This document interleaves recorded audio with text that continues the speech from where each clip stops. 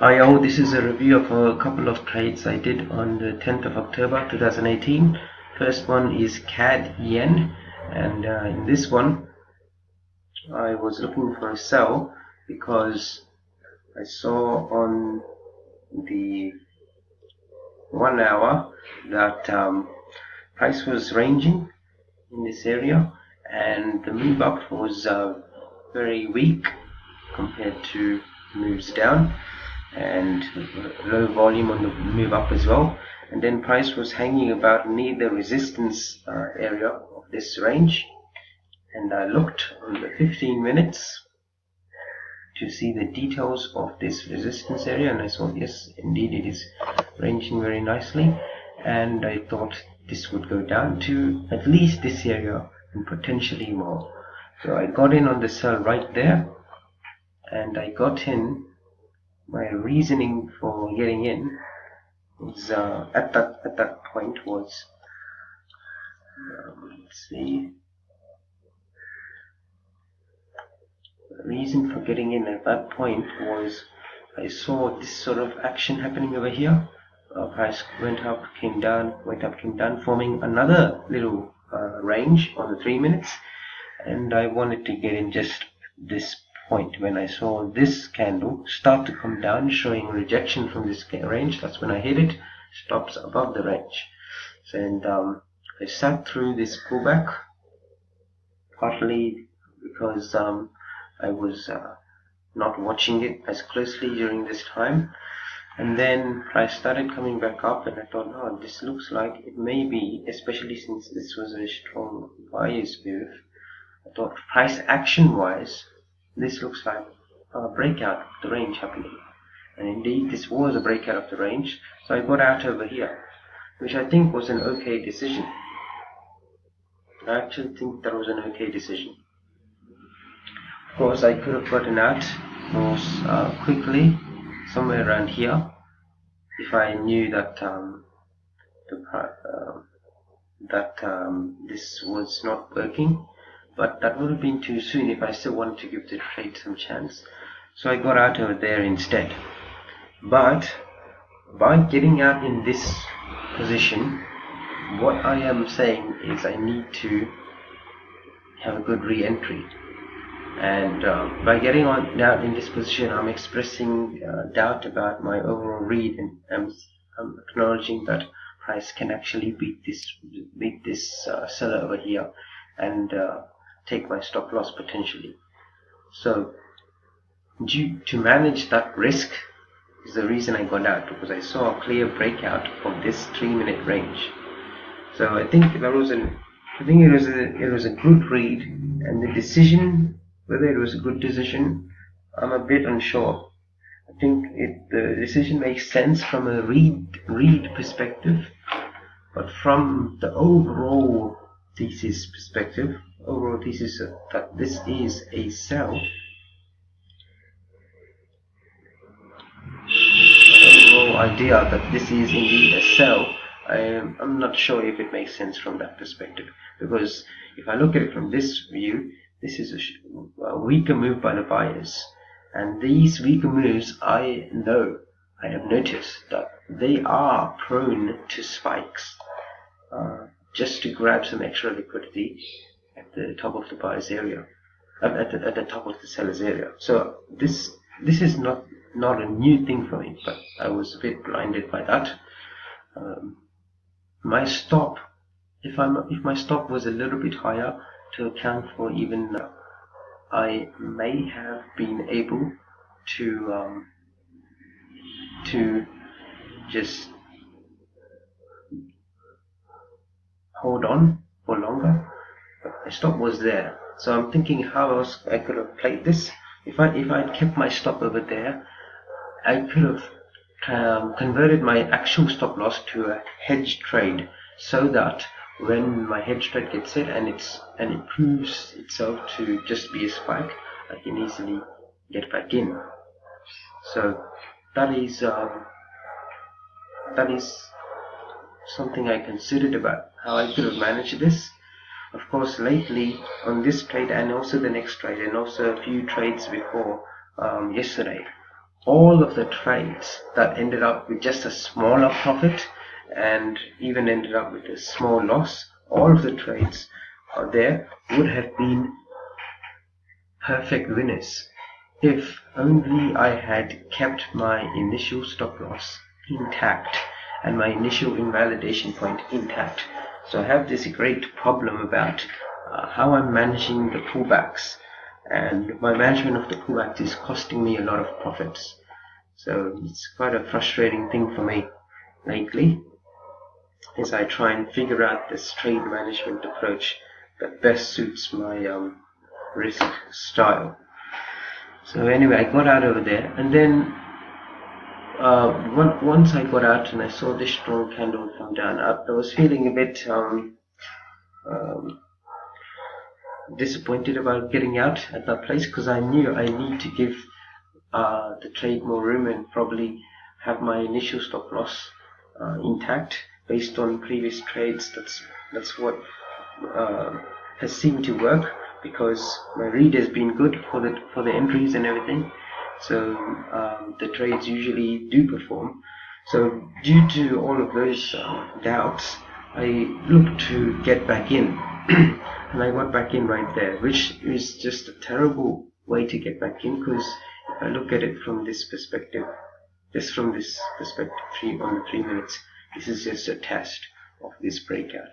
There was no evidence, there was insufficient evidence that this was indeed sellers coming back down again, because it does not make sense for the sellers to consolidate, for the buyers to consolidate above this resistance area and then come down, and then the sales suddenly hit down. It does not make sense. So this was just a terrible, almost like a revenge trade kind of thing, and stops for this were closer and it just got hit. So eventually we saw that indeed this was a huge move down. So it's quite disappointing that I missed out on this profit. I absolutely would have kept my positions running at this point. I can say that without any doubt, because momentum was so strong and I did anticipate even lower. So if I had gotten to just this area, it stops intact. That's just 12 and a half hour. Yes, that was my next target.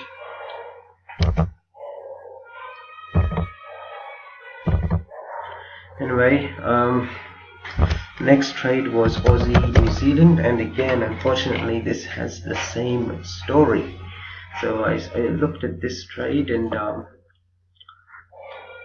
I was interested in this trade because it was reacting from a very nice weekly area over there, and on the daily, this looked to me like it's ranging on the daily, but the way this move has come up on the daily, it looks like the buyers are not really genuine, and it's just a probe up.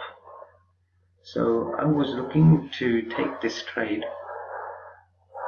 when I saw congestion happening over here on the 4 hourly, and when I went down to the 1 hour, and by the way, I was scanning for all of this, and I was right on around this candle or this candle in my scans, okay? And on the 1 hour, I see a very nice range on the 1 hour, but lower volume over here in this section. Volume is decreasing, showing me that the buyers are being absorbed. Price come up, congestion happening, which is very nice. I like to see that. Again, this is happening all on higher volume, and the move comes down. And I was anticipating a breakout over here, right? Just a minute. Okay, so anyway, I was anticipating a breakout over here, and I got in right around there, which when I saw that price was just going up and holding on this area, and I really liked that there was this spike, because this spike told me that buy liquidity was being consumed over here, right? So I liked that I saw that spike, I'm not sure that this was indeed the actual area to get in. And once I got in over there, it looked like it was actually showing signs of failures when I got in, so it was not the best place to get in, but it was a little bit of FOMO. But I recognized this and just took half my positions over there. I put my stops. I didn't want to put my stops all the way up there. I thought I could give the trade a little less room.